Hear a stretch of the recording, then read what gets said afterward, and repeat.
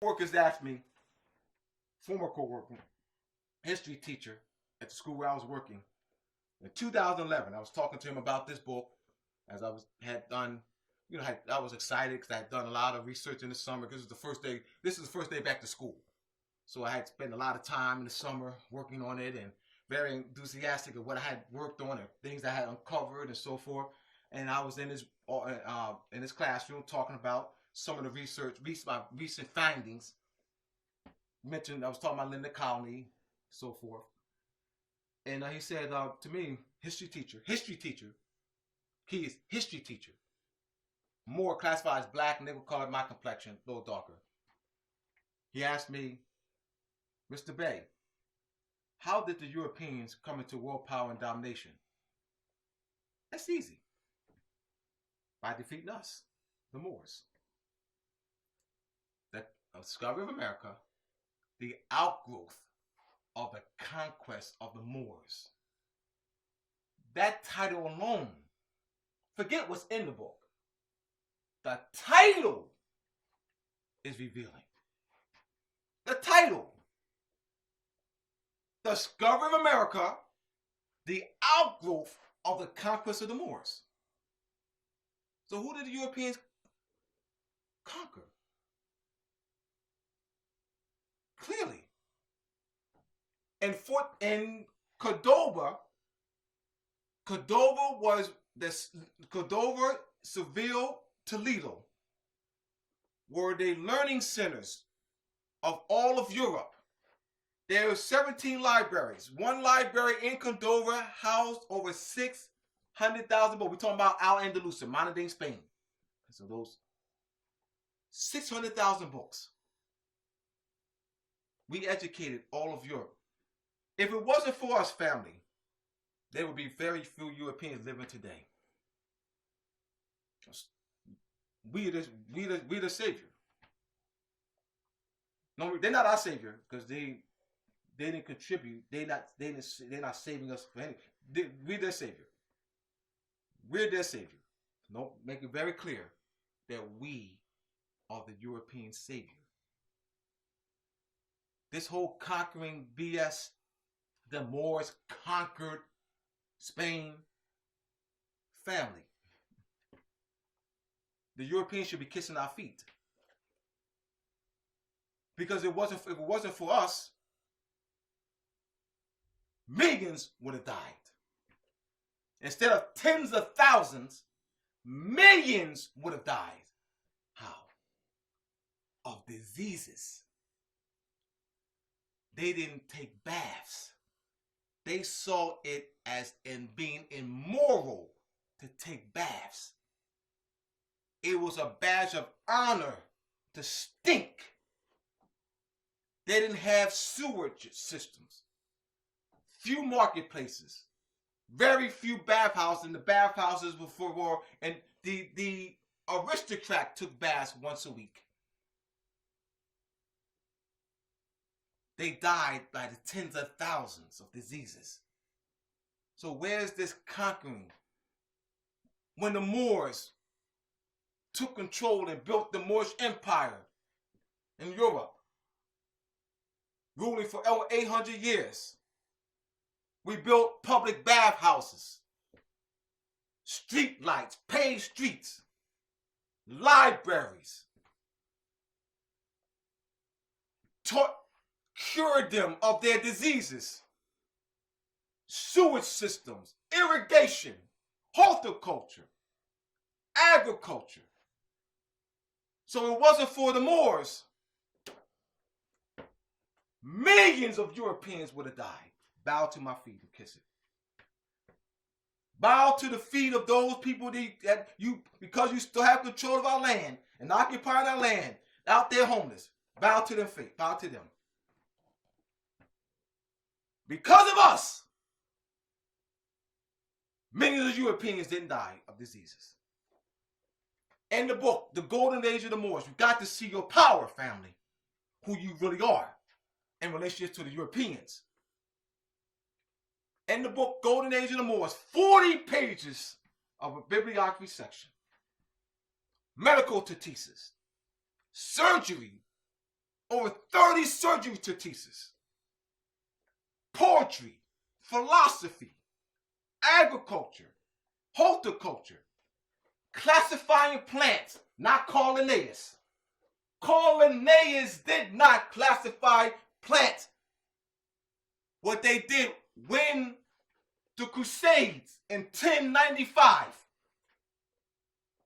we lost control, first losing control of Toledo in 1085.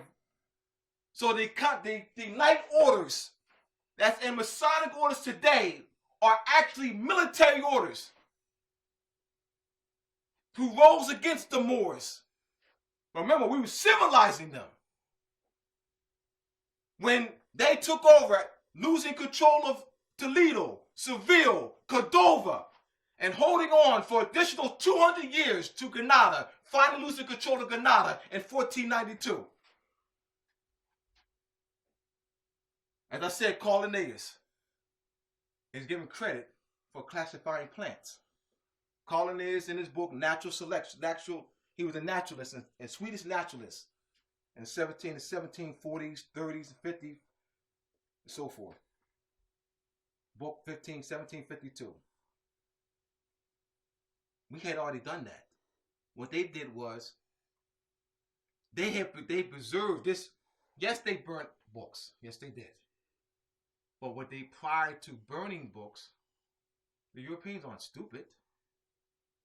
They preserved the knowledge, and they didn't burn all of them, but they preserved the knowledge in the translation, translating Arabic books, medical books, surgery books, poetry, philosophy books, astronomy books, horticulture, architectural books, and written in Arabic by hand, and translated to Latin. They preserved the knowledge through the translation from Arabic to Latin to English. That's how they did it. We built universities, cathedrals, mosques. The mosques were used as learning centers, not, oh my God. Because of our great knowledge in geometry, we were able to build the mosque, understanding the science of acoustics. So this geometrical great edifices that sound as you're singing, it what elevates the human mind. We were scientists. So the concept of Islam, this worshiping, what did the Moors do?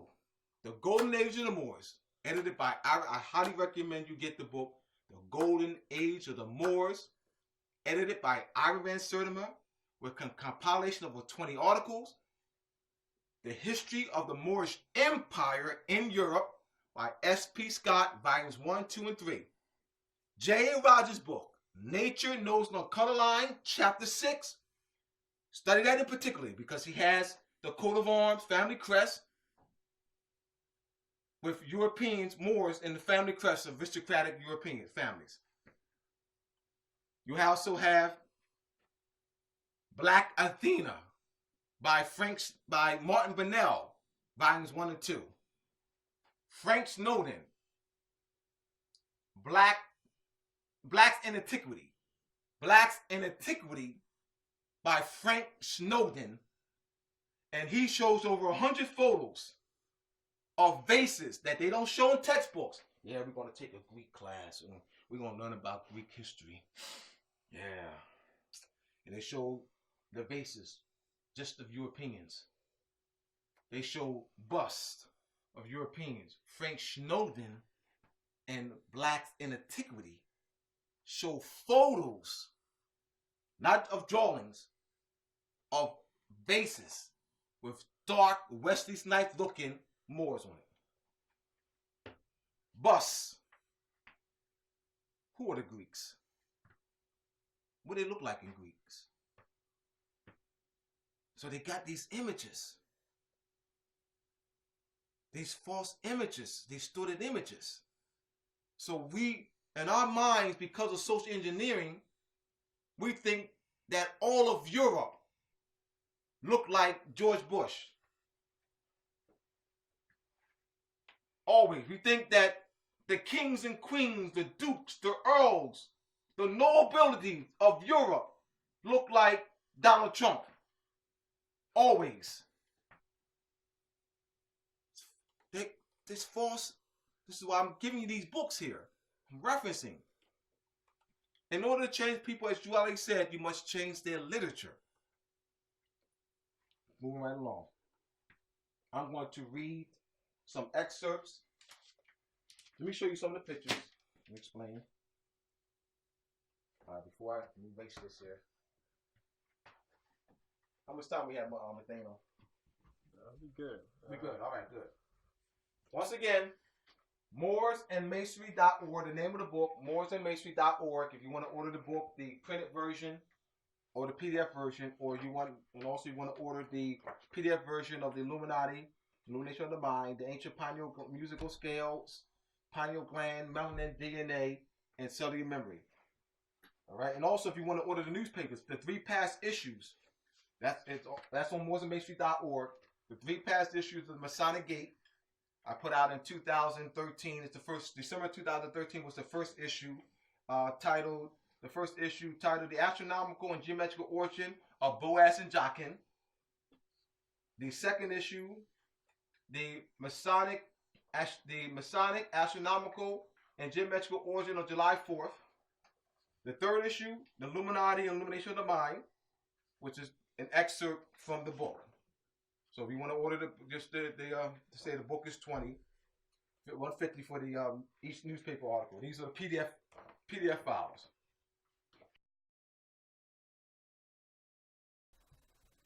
I have on the board the term Pure Potentate, Imperial Divan, Grand Vizier, and Brazier.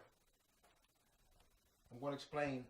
The ancient Arabic order of the nobles at the mystic shrine used as their organizational structure the term Imperial Divan.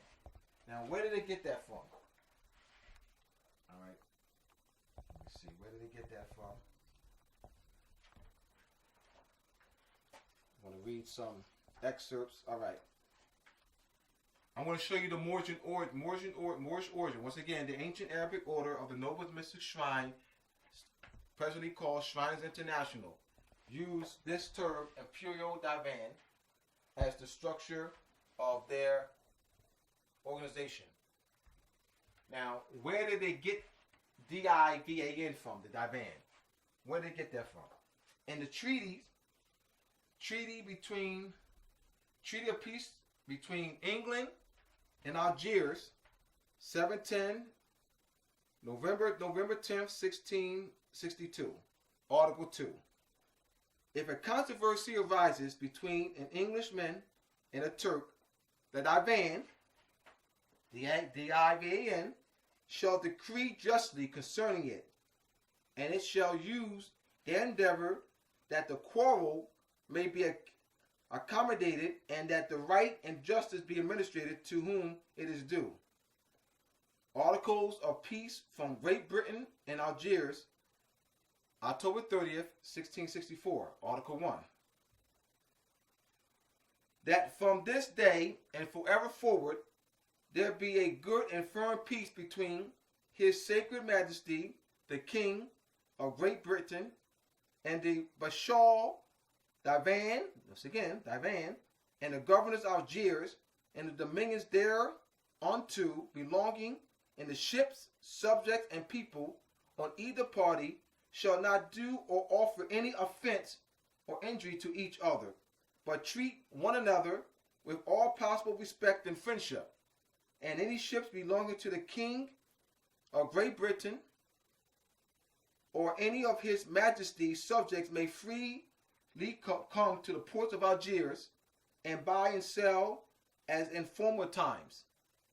And also, it's in former times, so that means there was a relationship prior to that. And also unto any other port that belongs to the government of Algiers, paying the custom of 10 cents of 10% and in former times, and no man within the jurisdiction of Algiers shall give the subjects of his said majesty a bad word or a bad deed or a bad action. Articles of Peace and Commerce between Great Britain, Tripoli, signed at Tripoli, March 15, 1676. Article 1. In the first place, it is agreed and concluded that from this day and forever forward that there be a true, firm, and invaluable peace between the most serene King of Great Britain, France, and Ireland, defender of the Christian faith and others, and the most illustrious lords, the Bashar de Aga, AGA, and the Divan, again, D-I-V-A-N, and the governors of the city and kingdom of Tripoli and Barbary, and between all the dominions and subjects of either side, and that the ships or of the vessels and the subjects of the people of both sides shall not henceforth to each other do to each other any harm, offense, or injury, either in word or in deed, but shall treat one another with all possible respect and friendship. So, just read a few of the treaties with referencing Divan. Where did they get that from? Let's put this in historical context, in political context, relationship. So this is the Moorish origin of the Divan. The Shriners use that. Now, what the ancient Arabic order, organizational structure, the Pure Divan, I'm going to show that here. So organizational, we have the Pure Potentate, Imperial, the Deputy Imperial Potentate, Imperial Chief Aban, Imperial Assistant Aban, Imperial High Priest and Prophet, Imperial Oriental Guidance, Imperial Treasurer, Imperial Recorder, Imperial First Ceremonial Master, Imperial Second Ceremonial Master, Imperial Marshal, Imperial Captain of the Guard, Imperial Outer Guard, Imperial Chaplain. So this is the Divan. These are officers of the Divan. All right. How is the United States occupying power using the Divan? Let me show you. Before I do that, let me show you some of the names of the shrine temples. Right here. Zoom in on that. Egypt, Al-Katif, Ismailia, Kaaba, Morocco, Mullah, Salam, Saladin, Scimitar, Sade, Sphinx. All right, you can see that here. And get a good view of that. Here's the shrines and some of the names of the fezzes with the temples' names on it. This is at the ancient George Washington Masonic National Memorial Museum at Alexandria, Virginia. It's just like 20 minutes out of Washington. All right. Good on that. This is the model. This is just broken up into several pictures, but this is actually a model. Long table, long model. Of one of the Shriners Parade. So I want to see. This is at George Washington Masonic National Memorial Museum. And it's hard to show the whole because we had to actually take individual pictures of the various sections. And I actually wanted each section to be on a separate page. That's expensive, because it'll add more color pages. So that's what I really actually wanted, so that way it could stand out, But I'd rather have this and not have it at all. Now these are pictures of the actual Shriners Parade. That was at the 2013 Shriners Parade at Indianapolis, Indiana, in 2013. Some more.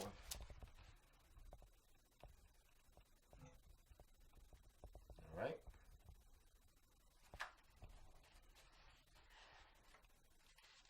Got more pictures, y'all. So let me go to.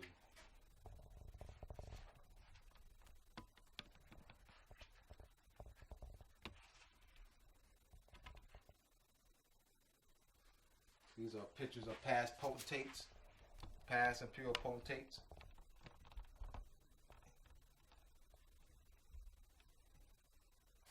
It's also on page 54. All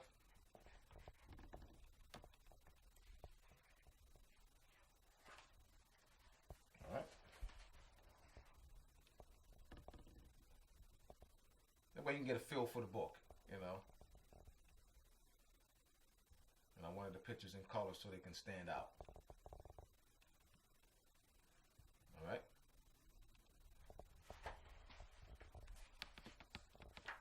That'll hold up. Is that long enough for me to hold it up, or you good on that? All right. All right. So let's let me break this down.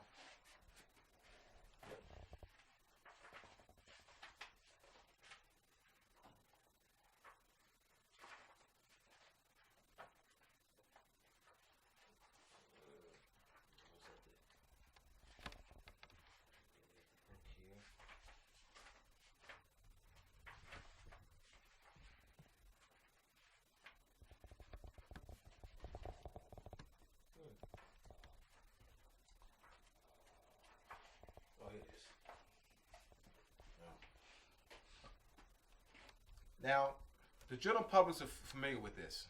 This is what they call the presidential cabinet. Donald Trump had to appoint, and then it was now he appointed, and then they were confirmed by the Senate. Each what they call secretary. That's a member of his cabinet. Now what is it really? This structure, what they call the presidential cabinet, is actually the Pure Potentate. The Europeans, the United States, is functioning the Moorish government in a trusteeship capacity. They didn't create this structure. This structure, the presidential cabinet, is actually the Pure Potentate. So they substituted the Pure Potentate for the word presidential cabinet. Donald Trump is actually the substitute Grand Vizier. They substituted Grand Vizier for the word president. V-I-Z-I-R, W-A-Z-I-R, V-I-Z-I-E-R. Today they use the word president. So Donald Trump is the substitute Grand Vizier. He is sitting in the seat. All right? Let me explain here.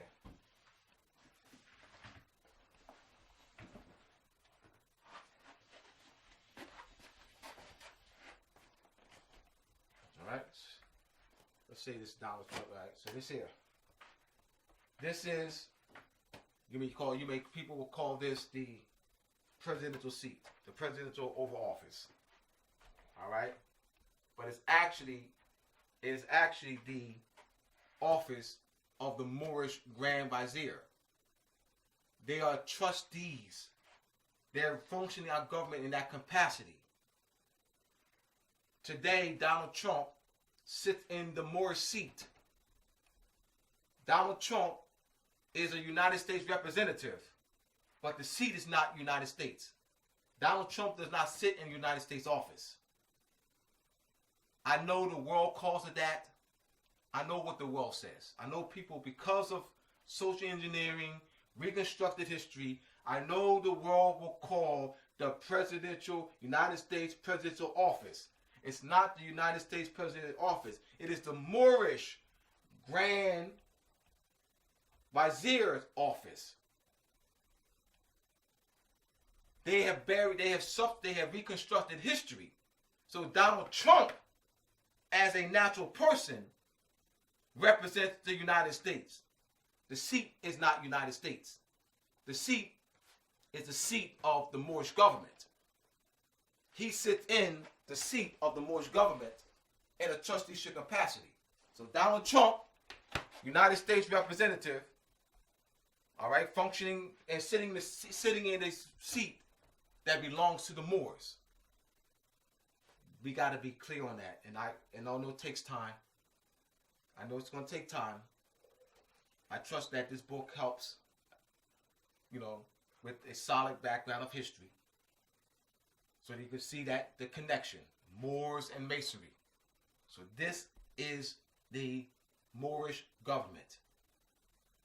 Because of the social engineering of founding fathers, Thomas Jefferson, John Jay, Robert Morris, Ben Franklin, Alexander Hamilton, that over and over again, National Constitution Center at Philadelphia.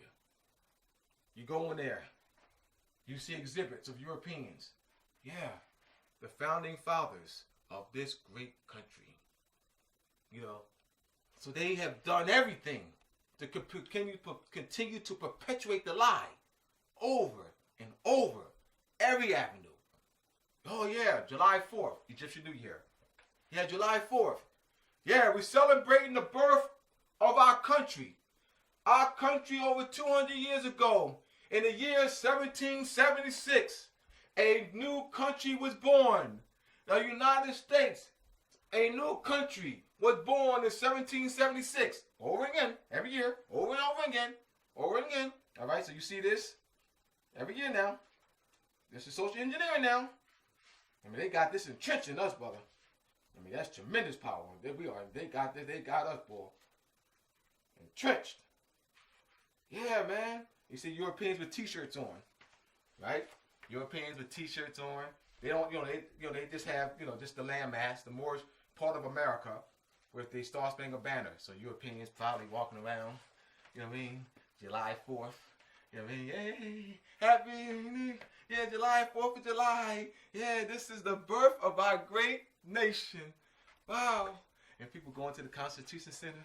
Oh, man, our great country was born in 1776, right? And so you got the Moors, man, they classified as black, nigger, color. Yeah, man, we ain't had nothing to do with that, man. See, the Europeans, a white man, they brought us over here in the hells of holes of ships. They made us. The white man built this country from our free labor. This ain't our country. Afrocentric folks, those, Afrocentrics. This black man built this country on our slave back. This ain't our country, man. We got to get back to Africa. This ain't our country. See? You hear me laughing behind your back. You talk like that because of the false history that they promoted. We're not even in the frame of mind to reclaim our own government. Don't even know that they're trustees in our own government, of the Moorish government. They're not founders. Founders. All right? So let's look at, move this back along. Click on that. Now, today, the European trustees of the Moorish government use the term secretary. Secretary of Defense. So let me go right to it.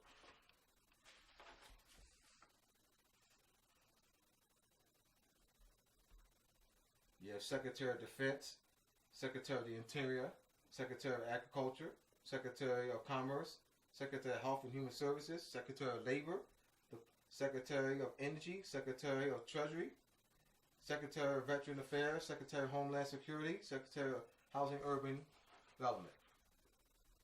But they actually are, because they're trustees, substitutes viziers, but they use the word secretary. So what I'm doing is making the connection, Moors and Masonry. Make the connection. This is the Moorish government. All right. I have on the left side federal government and on the right side federal government. So why did I have federal government on both sides? What the Europeans have those called item sonance. Also a double entendre. This is the deception. They will take the same word and or term, as in federal government, and use it and give it a what? Distorted another definition. So they got people, the general public thinks when Donald Trump and the gang uses the term federal government, they think they're actually talking about the government, the Moorish federal government. They actually think they're talking about this. So when Donald Trump and others, and his cabinet and others, when you see it in language federal government, they got us thinking that people that they're talking referring to the actual government. All right, you have the Moorish Capitol building, Moorish Supreme Court building, Moorish Capitol building, Moorish Supreme Court, Moorish White House. They actually think they're talking about this structure. All right, when people hear the term federal government, they're thinking they're talking about in the Constitution, Article 1, legislative branch, Article 2, executive branch, Article 3, judicial branch. No. That, when they use federal government, they're not talking about that. When they use the occupying power uses federal government, they're talking about the United States Federal Corporation. So so they're using the same spelling, same sound, federal government. This is the trick. All right? So they got people over here. The Washington, D.C., 1887. This is tied to that. That federal government. The term. The federal government I'm talking about is this. The Moorish government. The Moorish federal government. Which is not the same as the United States Federal Corporation. So that I want to bring that forth to the people. They need to be aware of that. So this is part of usurpation. When they're using item sonance, a double entendre, using the same word but applying a different definition, therefore a different jurisdiction. That is corruption at its height. Millions of people and those throughout the world think when they say federal government that they're talking about this. Why wouldn't they think that? They're not. This is how they entrap us. This is how they pull us into this corporate construct. They are occupiers, European occupiers, occupying Moorish land and using deception. And this is one of them. All right? So I wanted to end on that point so people be clear, all right, that the federal government, and this is continuing on, this is the federal government that I'm talking about. This is the federal government with the Moorish and Pure Potentate. This is the Moorish and Pure Potentate with these, they call the presidential cabinet. So the actual seat is the Moorish federal government. But Donald Trump, though he is sitting in the seat of the Moorish and Pure Potentate, he himself is tied to this, the federal government on the corporate side. That's what he's tied to. And that's what he's pushing. He's not pushing this. He's using the seat. Push over here. He's using the power of the seat to push that federal government. steward side. He's using the power of the seat. So the office is this side. The actual federal Moorish government. That's the seat he sits in. Donald Trump over here. The seat that he sits in, all right, here. Donald Trump over here, all right? And I know I don't expect people to grasp that in one setting. That's something that has to continue to be pushed over and over and over again with more writings from different authors, by myself. You know, that we got to continue to push this. This is very important.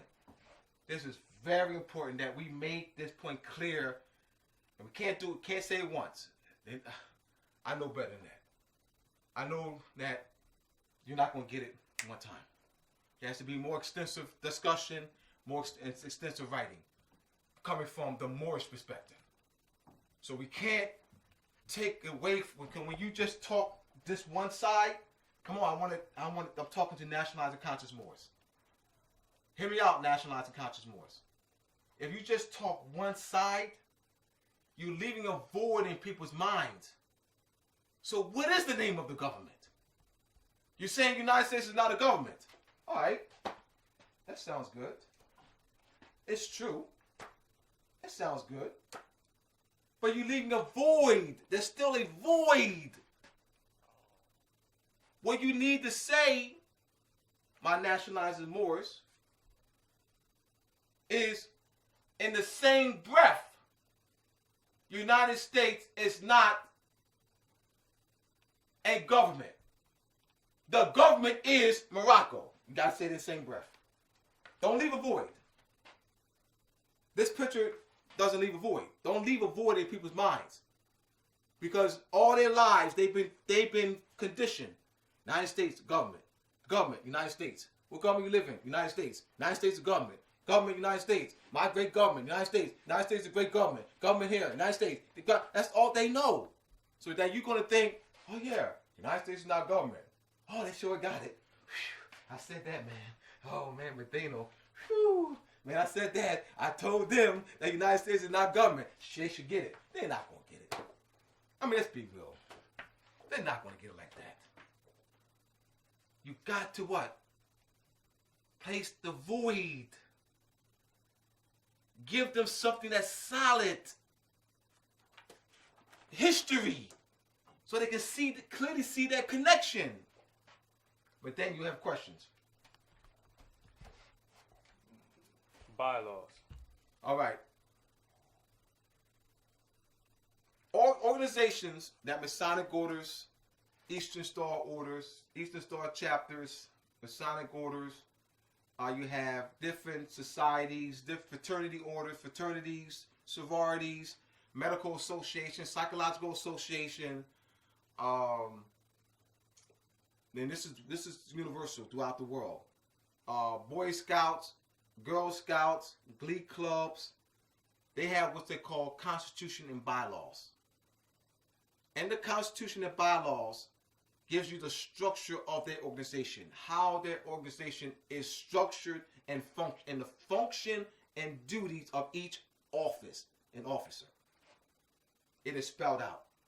I don't have to ask what is the duties of the president of any fraternity, sorority. I go to the Constitution and bylaws. The Constitution and bylaws, so that's all I would need. By having the Constitution and bylaws, I know how that order, whatever the organization, Boy Scouts, Girl Scouts, Masonic orders, I know how that order is structured and functions. That's all I need. Because that's what they're using. That's the order there. That is the structure. So, and they can't go outside of that. Their authority lies in that. Elect how they're nominated, how they're elected, appointed, elected. That whole process is the Constitution and bylaws. Everything is spelled out. Anything outside of that can be challenged. They do nothing outside of that structure, and they must follow that to the T. When I was in my fraternity, Alpha Phi Alpha, at Glasgow State, I pledged in 1988 at Glasgow State College, now Rowan University.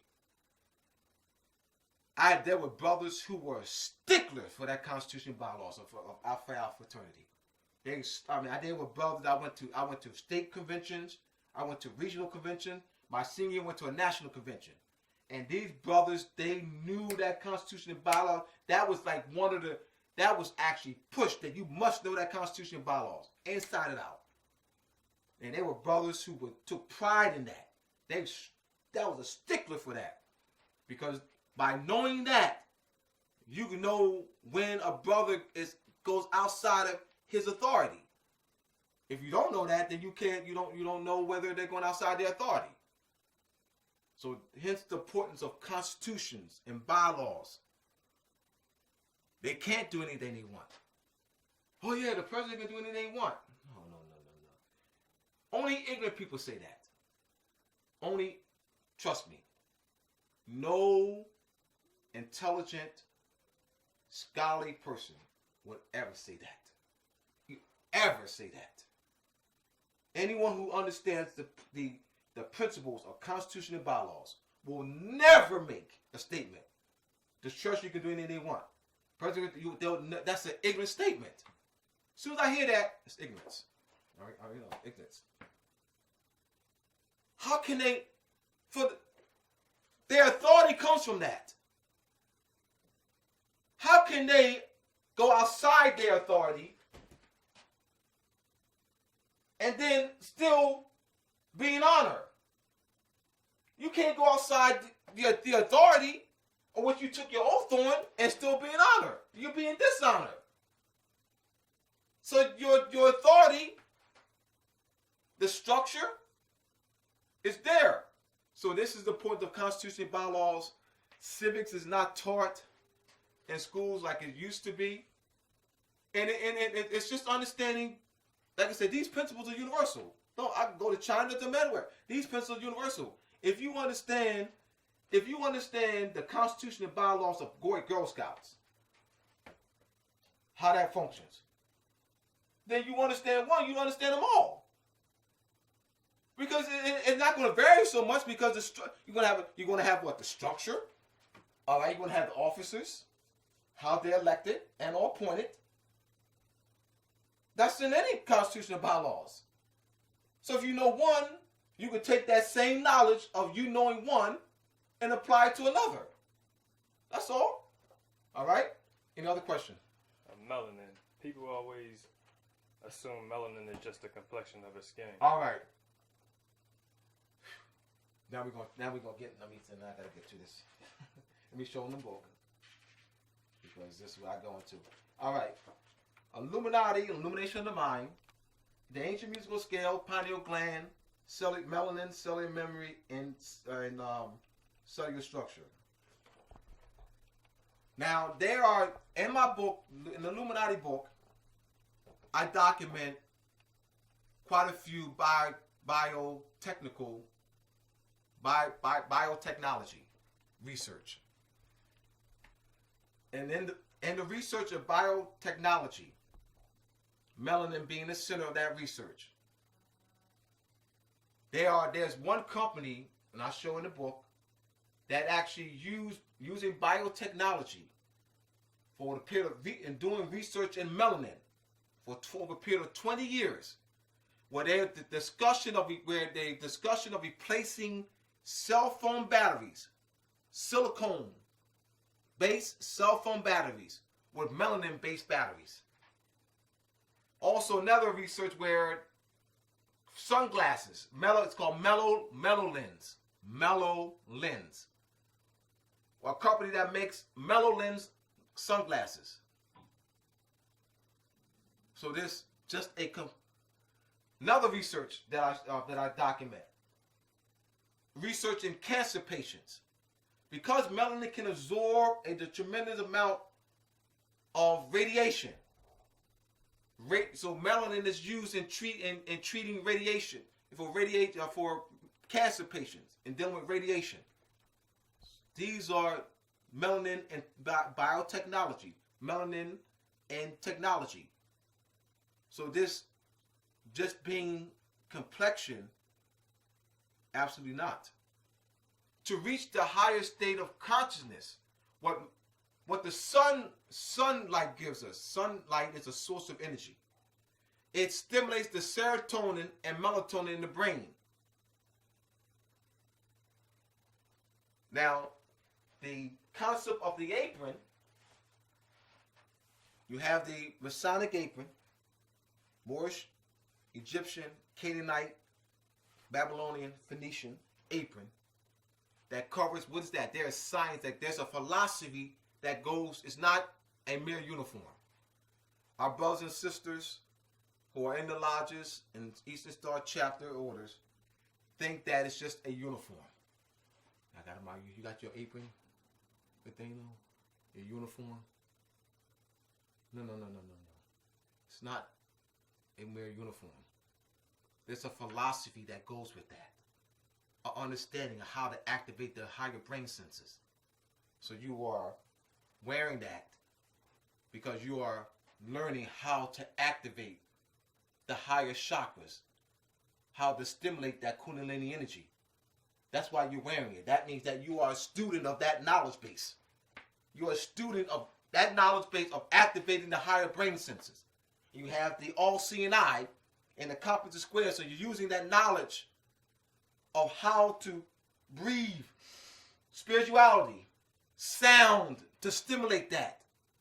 So there's a whole philosophy and science of spirituality, lessons of how to control breathing, systematically controlled breathing, used to stimulate the higher brain senses. Because our brothers and sisters are not taught the truth of that apron, thinking that it's just a mere uniform. They don't ascend. All right? Another question. And etymology. All right. You have a book on etymology. Yes. And a lot of people still don't know what etymology is, and can you use an example? Yes. Of how to use it? Absolutely. Etymology is the history, true meaning, and original words. So you have meaning, true meaning. True meaning, meaning. All right. True meaning of the word slave. It is an Eastern European nationality. The meaning of the word slave, the connotation. One who is conquered. One who's subjugated. That's the meaning connotation. The true meaning is that the Eastern European nationality. Another example. True meaning, meaning. True meaning of the word nice, stupid, ignorant, not knowing. Meaning of the word nice, connotation. What you see in the entry-level meanings, in modern English dictionaries, you have what's called the etymological brackets. And in the etymological brackets, you have the etymology in there for the word nice. N-E with the macron above it, straight line above the E. The Latin, ni, which means not. Sierra, S-C-I-R-E, means to know. So nice means not to know. How we're taught to read the dictionary is just refer to the entry-level meanings. 1, 2, 3, 4, the number. That's the entry-level meanings. Those are meanings. The brackets, you have the true meaning and meaning. So we need to understand the distinction between true meaning, etymology, and meaning. Semantics deals with meaning. S-E, etymology is spelled E-T-Y-M-O-L-O-G-Y. A etymologist deals with true meaning, origin, whereas a semanticist deals with meaning, how words acquire connotative meanings. Semantics, S-E-M-A-N-T-I-C-S. S-E-M-A-N-T-I-C-S. That's the science of meaning. Etymology, the science that treats the true meaning, origin, and history of a word. It's cognates. Example of cognates. I don't want to say a word that you understand. All right, you have, say, cognate would be for the word wisdom. The English word wisdom, English form, W-I-S-D-O-M. What are the cognates? In Latin, the root word is vis and vid.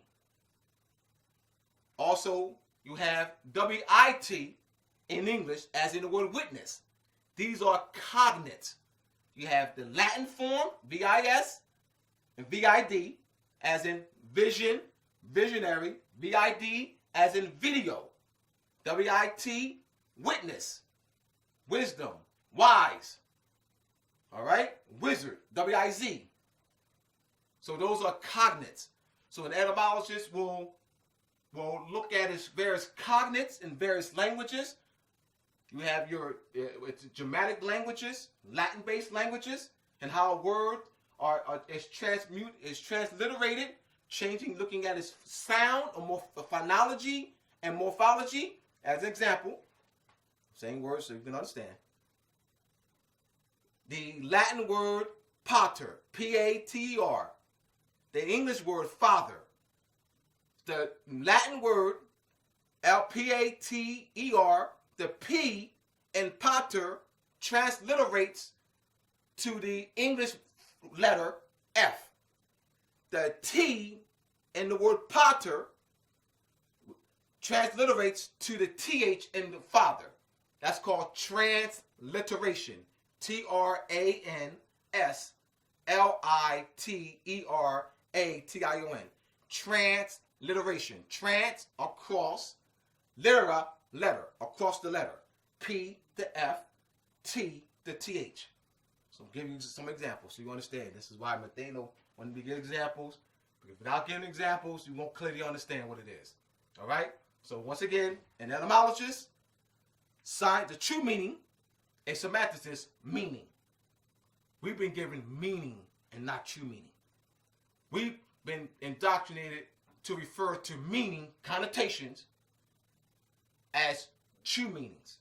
So the true meaning has been substituted as with meanings, connotations, and has been passed off as the true meanings.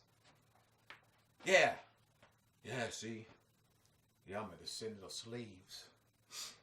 My ancestors was brought over in the households of ships and bound in chains. I'm a descendant of slaves. Lie. I'm not of English. I'm not of Slavic descent. Huh? I'm dealing with true meaning. Oh, you dealing with meaning, connotation. Oh, does it mean that now? It never stopped meaning that. How is it that a connotation is going to supersede its true meaning?